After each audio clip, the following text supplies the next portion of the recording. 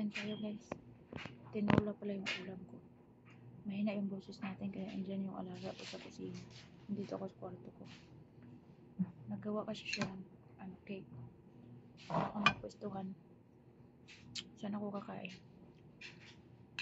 Dito ako sa kwarto ko.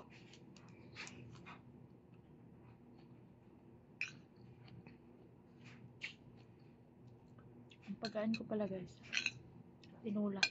Nagtinola ko ng manok.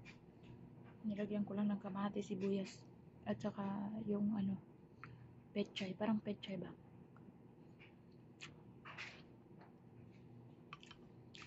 Tapos nilagyan ko ng luya. Kaya nawala yung langsa niya.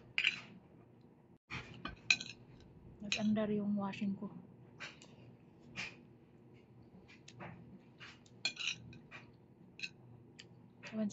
Once a day lang kain ng kanin dito guys. Yan ang kagandahan dito sa amin kasi nga nakakaluto ako ng gusto kong pagkain.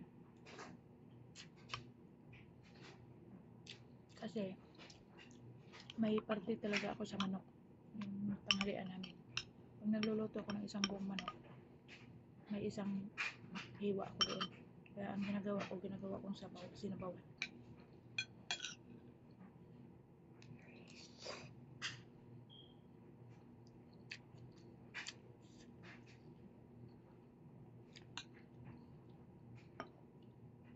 Hindi na yan kung ato ng pamintay. Medyo maanghang siya. Tapos yung luya. Luya.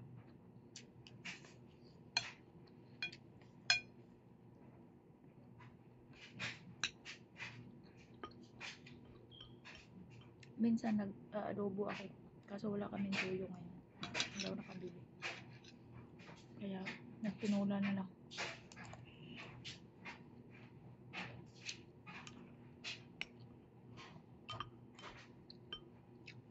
Dito ako sa kwarto ko guys kasi yung alaga ko nasa kusina.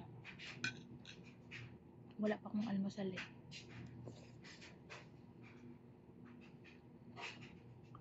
Diretso tanghalian na to.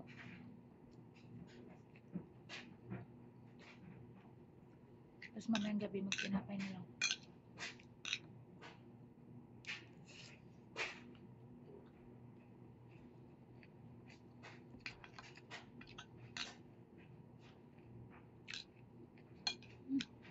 Nakain ko yung pamintang buo ah.